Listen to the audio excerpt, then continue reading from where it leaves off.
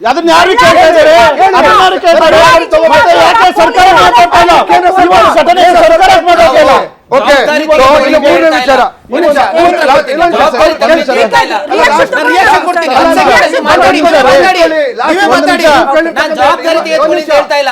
ಆಗಿರ್ತಕ್ಕಂಥ ಘಟನೆನ ತನಿಖೆ ಮಾಡಿ. ನೀವು ದಯಮಾಡಿ ಸಿಸಿಟಿವಿ ಇರ್ಲಿಲ್ಲ, ಸೆಕ್ಯೂರಿಟಿ ಇರ್ಲಿಲ್ಲ, ಅದ್ ಬಿಟ್ಟಾಕಿ. ಅದು ಅವ್ರದ್ದು ಯಾವ್ದು ಇಂಡಿವಿಜುವಲ್ ಪ್ರಾಪರ್ಟಿ, ಅಲ್ಲಿ ಮಾಡ್ದನ್ನ ಯಾರು ಕಂಡಿಡಿರಿ?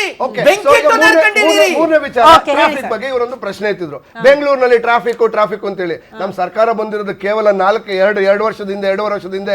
ಅದ್ರ ಟ್ರಾಫಿಕ್ ಬೆಂಗಳೂರು ಟ್ರಾಫಿಕ್ ಏನು ಸ್ಲೀಪಿಂಗ್ ಏನೋ ಅಂತ ಒಂದು ಇದಾಗಿತ್ತು. ನಾವು ಡೈನಾಮಿಕ್ ಸಿಟಿ ಮಾಡಿದ್ವಿ, ವರ್ಲ್ಡ್ಸ್ ಬೆಸ್ಟ್ ಸಿಟಿ ಮಾಡಿದ್ವಿ, ಸ್ಟಾರ್ಟ್ಅಪ್ ಕ್ಯಾಪಿಟಲ್ ಮಾಡಿದ್ವಿ.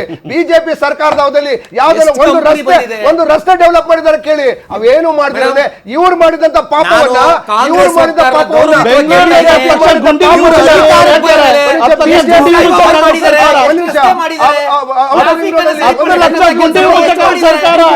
ಮೆಟ್ರೋ ಕಾರ್ಯ ಇದರಲ್ಲಿ ಒಂದು ಸ್ಕೂಟರ್ ಮೇಲೆ ಬಿದ್ದು ಆ ಹೆಣ್ಮಗಳು ಸತ್ತೋದ್ಲು. ಯಾರ ಕಾರಣ? ಇವರೇ ಕಾರಣ. ಇದೆಲ್ಲ ಅಮಾಯಕ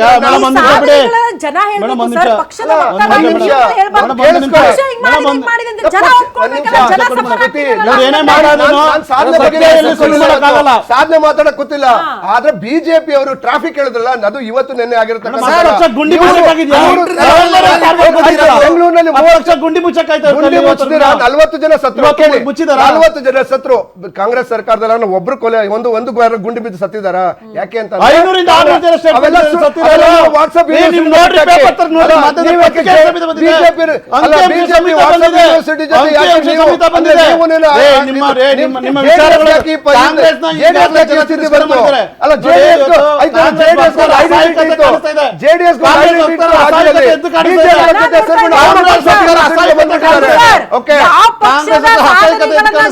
ನಾನು ಸಾಧನೆಗಳನ್ನ ಮಾತಾಡಕ್ ಬಂದಿಲ್ಲ. 1.5 ಲಕ್ಷ ಕೋಟಿ ಡಿ.ಕೆ. ಶಿವಕುಮಾರ್ ಅವರ ನೇತೃತ್ವದಲ್ಲಿ 1.5 ಲಕ್ಷ ಕೋಟಿ ಇದು ನಮ್ಮಲ್ಲಿ ಒಂದು ಗಾದೆ ಇದೆ, ಯಥಾ ರಾಜ ತಥಾ ಪ್ರಜಾ ಅಂತೇಳಿ. ಈಗ ಸಿದ್ದರಾಮಯ್ಯನವರು ಯಾವುದೋ ಒಂದು ಕಾರ್ಯಕ್ರಮದಲ್ಲಿ ಸ್ವತಃ ಪೊಲೀಸ್ ಆಫೀಸರ್ಗೆ ಕಪ್ಪಾಳು ಕೊಡಿಯಕ್ಕೆ ಹೋಗ್ತಾರೆ. ಒಬ್ಬ ಈ ರಾಜ್ಯದ ಮುಖ್ಯಮಂತ್ರಿಯಾಗಿ ಸಮಾಜವಾದದ ನಾಯಕ ಅಂತ ಹೇಳ್ಕೊಂಡು ಶೀಲ್ಡ್ ಹಾಕೊಂಡಿರ್ತಕ್ಕಂಥ ವ್ಯಕ್ತಿ ಹೊಡೆಯಕ್ಕೆ ಹೋಗ್ತಾರೆ ಅಂತಂದ್ರೆ ನೀವು ಅರ್ಥ ಮಾಡ್ಕೊಬೇಕಾಗುತ್ತೆ. ಇನ್ನೊಂದು ಕಡೆ ಒಬ್ಬ ಜಿಲ್ಲಾಧಿಕಾರಿ, ಮೇಡಮ್ ಯಾರು ಬೇಕಾದ್ರೂ ಮುಖ್ಯಮಂತ್ರಿ ಆಗ್ಬೋದು ಈ ದೇಶದಲ್ಲಿ. ಒಬ್ಬ ಜಿಲ್ಲಾಧಿಕಾರಿ ಆಗೋದು IAS ಓದ್ತಕ್ಕಂಥದ್ದು ಅಷ್ಟು ಸುಲಭವಾದ ಕೆಲಸ ಅಲ್ಲ. IAS ಆದ ಅಧಿಕಾರಿಗೆ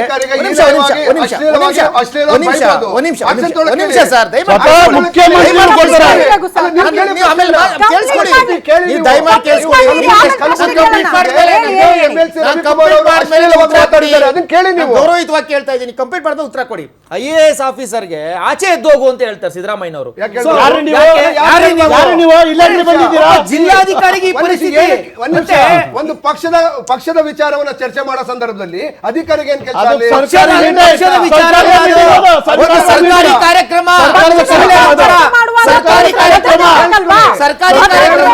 ಒಂದ್ ನಿಮಿಷ. ಈ ಒಂದು ವಿಚಾರವನ್ನ ಮಾತಾಡುವಾಗ ಅವರ ಇನ್ವಿಟೇಷನ್ ಇದ್ದು ಅವ್ರಿಗೆ ನಿಜವಾದ ಜವಾಬ್ದಾರಿ ಸ್ಥಾನದಲ್ಲಿ ಸರ್ಕಾರಿ ಕಾರ್ಯಕ್ರಮದಲ್ಲಿ ಜಿಲ್ಲಾಧಿಕಾರಿ ಏನ್ ಕೆಲಸ ಇರುತ್ತೆ? ಜಿಲ್ಲಾಧಿಕಾರಿಗೆ ಬೇರೆ ಕೆಲಸ ಇರುತ್ತೆ. ಜಿಲ್ಲಾಧಿಕಾರಿ ಹೋಗಿದ್ದು ಇವ್ರ ಆಹ್ವಾನದ ಮೇರೆಗೆ.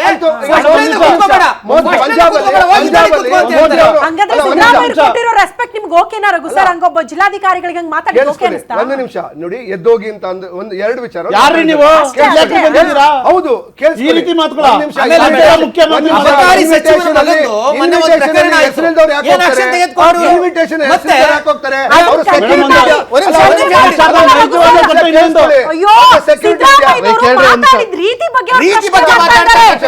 ಅಧಿಕಾರಿಗೆ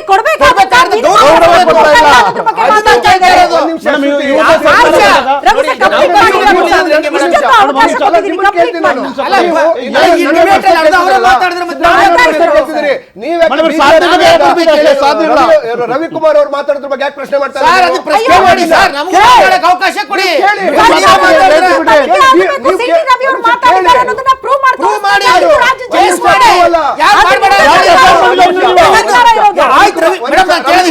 ರವಿಕುಮಾರ್ ಅವರು ತಪ್ಪು ಮಾಡಿದ್ರೆ ಯಾಕೆ FIR ಸರ್, ಮಾಡ್ತಾರೆ? ಅದು- ಸರ್ ಅದನ್ನೇ ಮಾತಾಡಿದ್ದೀನಿ. ಕೇಳಿಸ್ಕೊಳ್ಳಿ ಮೇಡಮ್, ಆಯ್ತು ಕೊಡಿ.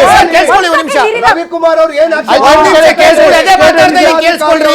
ಹೇಳ್ತೀನಿ ಕೇಳಿ. ನಾನು ಹೇಳೋದಿಷ್ಟೇ, ರವಿಕುಮಾರ್ ಅವ್ರು ಆಗಿರ್ಬೋದು. ಒಂದ್ ನಿಮಿಷ ರಘು ಸರ್ ನೋಡಿ, ನಾನು ಗೌರವಯುತವಾಗಿ ಕೇಳ್ತಾ ಇದ್ದೀನಿ, ಕೇಳಿಸ್ಕೊಳ್ಳಿ. ಕೂಗಾಡಿ ನೀವೇ ಹೇಳಿದ್ರಿ, ರವಿಕುಮಾರ್ ಅವ್ರು ತಪ್ಪು ಮಾಡಿರ್ಬೋದು ಸಂತೋಷ ಹೋಗಲ್ಲ ಅಂತ. ಮೇಡಮ್, ನಾನು ಹೇಳೋದಿಷ್ಟೇ, ರವಿಕುಮಾರ್ ಅವ್ರು ತಪ್ಪು ಮಾಡಿರ್ಲಿ, ಜನಾರ್ದನ್ ರೆಡ್ಡಿ ಅವ್ರು ತಪ್ಪು ಮಾಡಿರ್ಲಿ, CT ರವಿ ಅವ್ರು ತಪ್ಪು ಮಾಡಿರ್ಲಿ, ಭರತ್ ರೆಡ್ಡಿ ತಪ್ಪು ಮಾಡಿರ್ಲಿ, ಸತೀಶ್ ರೆಡ್ಡಿ ತಪ್ಪು ಮಾಡಿರ್ಲಿ, ಈ ರಾಜ್ಯದ ಮುಖ್ಯಮಂತ್ರಿ ಇದ್ದೀರಿ ನೀವು ಎಲ್ಲರನ್ನ ಸಮಾಜವಾದ ನಾಯಕ ಈಕ್ವಲ್ ಆಗಿ ನೋಡ್ಬೇಕು, ಸಮಾನವಾಗಿ ನೋಡ್ಬೇಕು. ಅವ್ರ ಮೇಲೆ ಕೇಸ್ ಮಾಡಿ, ನ್ಯಾಯಾಂಗದ ಮುಂದಗಡೆ ಯಾರು ದೊಡ್ಡವರಲ್ಲ. ತಪ್ಪೇ ಅದು ಯಾರೇ ಮಾಡಿದ್ರು, ಅದು ಮಹಿಳೆಗೆ ಮಾತಾಡ್ಲಿ, ಅಧಿಕಾರಿ ಮಾತಾಡ್ಲಿ, ತಪ್ಪೇ. ತನಿಖೆ ಆಗಿ ಅದನ್ನ ಪ್ರೂವ್ ಮಾಡೋ ತನಕ ಹಂಗಂದ್ರೆ ಅವ್ರು ಯಾಕೆ ಪಕ್ಷದಲ್ಲಿ ಇಟ್ಕೊಂಡ್ರೆ ಅವ್ರ ವಿರುದ್ಧ ಏನ್ ಕ್ರಮ ತನಿಖೆ ಕೈಗೊಂಡ್ರೆ ತನಿಖೆ ಅದನ್ನ ಪ್ರೂವ್ ಮಾಡ್ಲಿ, ಪ್ರಶ್ನೆ ತನಿಖೆ ಮಾಡ್ತಿದ್ದಾರೆ ಪ್ರೂವ್ ಮಾಡ್ಲಿ, ನ್ಯಾಯಾಂಗದಲ್ಲ ಸರಿ ಅಯ್ಯೋ, ಪ್ರೂವ್ ಮಾಡ್ಲಿ. ಷಡ್ಯಂತ್ರ ಯಾಕಾಗಿರ್ಬಾರ್ದು? ಸರ್ ನೀವೇ ಈಗ RB ತಿಮ್ಮಾಪುರ ಅವ್ರ ಮೇಲೆ ಬಿಜೆಪಿ ಅವರು ಆರೋಪ ಮಾಡ್ತಿದ್ದೀರಿ, ಆರೋಪ ಬಂದಿದೆ, ಸಾಬೀತ ಆಗುತ್ತಾ ಇಲ್ವಾ, ಅಲ್ಲಿ ತನಕ ರಾಜೀನಾಮೆ Yes, ಕೊಡಿ ಅಂತ ಹೇಳ್ತಾ ಆಯ್ತು, ಇದ್ದೀರಾ? ಅದನ್ನ- ಹಂಗಾದ್ರೆ MLC FIR ಆಗಿದೆ ಮೇಡಮ್, ಅಯ್ಯೋ, FIR ಆಗಿದೆ. FIR ಆಗಿದೆ. ತಿಮ್ಮಾಪುರ ಮೇಲೆ FIR ಆಗಿದೆ. ಅದನ್ನೇ ಹೇಳ್ತಾ ಇದ್ದಾರೆ, ಸಿಟಿ ತಿಮ್ಮಾಪುರ ರವಿ ಅವ್ರ ಮೇಲೆ FIR ವಿಚಾರಕ್ಕೂ ಆಗಿದೆ. ಅದನ್ನೇ ಹೇಳ್ತಾ Yes, ಇದ್ದಾರೆ. ಅವ್ರ ಮೇಲೆ ತನಿಖೆ ಆಗಿ ಇನ್ನು ಚಾರ್ಜ್ ಶೀಟ್ ಆಗಿ ಅವ್ರ ಮೇಲೆ ತನಿಖೆ ಇನ್ನು ಯಾಕೆ ಪ್ರೂವ್ ಆಗಿಲ್ಲ? ಅದು ಅಲ್ಲಿ ಯಾಕೆ ತನಕ ಮಾಡ್ತಾ ಇಲ್ಲ? ಪಕ್ಷ ಏನ್ ಕ್ರಮ ನೋಡಿ, ಕೈಗೊಂಡ್ರೆ ಅಲ್ಲಿ ತನಕ FSL ಪ್ರಶ್ನೆ. ವರದಿಯಿಂದ ಒಂದು ಬರುತ್ತೆ ಮೇಡಮ್. FSL ಇದುವರೆಗೂ ಸಹ CT ರವಿ ಅವರ ವಿಚಾರಕ್ಕೆ ಇನ್ನು ಕ್ಲಿಯರ್ ಆಗಿ FSL ವರದಿಯಲ್ಲಿ ಏನ್ ಬಂತು ಅಂತ ಇನ್ನು ತಿಳ್ಕೊಳಕ್ಕಾಗಿಲ್ಲ, ರವಿಕುಮಾರ್ ಕೇಸ್ ಕರೆಕ್ಟ್ ಆಗಿ ಕೇಳಿ. ಕೊಟ್ಟಿಲ್ಲ. ರವಿಕುಮಾರ್ ಮತ್ತೆ suspend ಮತ್ತೆ ಮಾಡಿ. ಅದ್ರ ಜೊತೆಗೆ ಮೇಡಮ್, ಇವತ್ತು ಇನ್ನೊಂದು DK ಶಿವಕುಮಾರ್ ಅವ್ರದ್ದು ಹೇಳ್ತಾ ಇದ್ರು. DK ಶಿವಕುಮಾರ್ ಅವ್ರ ಭಾಷೆ ಯಾವ ರೀತಿ ಇದೆ ಅಂತ ನೀವು ಗಮನಿಸಿದಿರಿ. ನಾನು ಅವಾಗಲೇ ಹೇಳಿದೆ, ರೈತರ ವಿಚಾರಕ್ಕೆ ಸುಮ್ಮನೆ ಇದ್ರೆ ಇರ್ಬೋದು, ಇಲ್ಲ ಆಚೆ ಹೋಯ್ತಾ ಇರ್ಬೇಕೆದ್ದು ಅಂತ ಅಂತಾರೆ. ಇವರ ನಾಯಕರುಗಳೇ ಈ ರೀತಿ ಭಾಷೆ ಬಳಸಿದಾಗ ಸಾಮಾನ್ಯ ಕಾರ್ಯಕರ್ತ ಯಾವ ರೀತಿ ಭಾಷೆ ಬಳಸ್ತಾನೆ? ಮತ್ತೆ ಇವತ್ತು ಏನಾಗ್ಬಿಟ್ಟಿದೆ ಅಂತಂದ್ರೆ ರಾಜ್ಯದಲ್ಲಿ ನಮ್ ಲೀಡರ್ ಸಿದ್ದರಾಮಯ್ಯನವರು ಈ ತರ ಮಾತಾಡ್ತಾರೆ, DK ಶಿವಕುಮಾರ್ ಈ ತರ ಮಾತಾಡ್ತಾರೆ, ನಾನೇನ್ ಕಮ್ಮಿ ಅಂತಾರೆ. ಯಾವತ್ತೇ ಆಗ್ಲಿ ಮೇಡಮ್, ಒಬ್ಬ ನಾಯಕ ಆದವನು ಮಾದರಿ ಆಗಿರ್ಬೇಕು. ಇಡೀ ರಾಜ್ಯದ ಒಬ್ಬ ತುಂಬಾ ಜನ ಫಾಲೋ ಮಾಡ್ತಿರ್ತಾರೆ ಮೇಡಮ್. ಈಗ ರಾಜ್ಯಪಾಲರ ಮುಂದಗಡೆ ಆ ರೀತಿ ಅಷ್ಟು ಕೆಟ್ಟ ನಡ್ಕೊಂತಾರೆ ಅಂತಂದ್ರೆ ನಾಳೆ ಇನ್ನೊಬ್ಬ ಬೇರೆ ರಾಜ್ಯಪಾಲರು ಹೋಗ್ಬೇಕಾದ್ರೆ ಕಾರಿ ಕಲ್ಲು ಹೊಡಿತಾನೆ, ಇವ್ರ ಪಕ್ಷದ ಕಾರ್ಯಕರ್ತನೇ ಕಲ್ಲು ಹೊಡಿತಾನೆ. ಮಾದರಿ ಆಗಿರ್ಬೇಕು. ಒಬ್ಬ ರಾಜ್ಯಪಾಲರಿಗೆ ಯಾವ ರೀತಿ ಗೌರವ ಕೊಡ್ಬೇಕು ಅವ್ರಿಗೆ ಗೊತ್ತಾಗ್ಬೇಕು.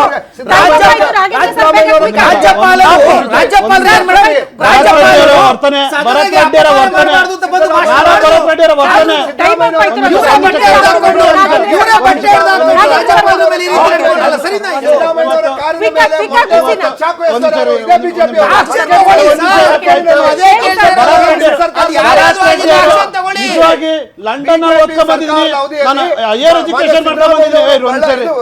ನಾರಾಯಣ ರೆಡ್ಡಿ ಅವರು ಲಂಡನ್ ಓದ್ಕೊಂಡ್ ಬಂದಿದ್ದೀನಿ.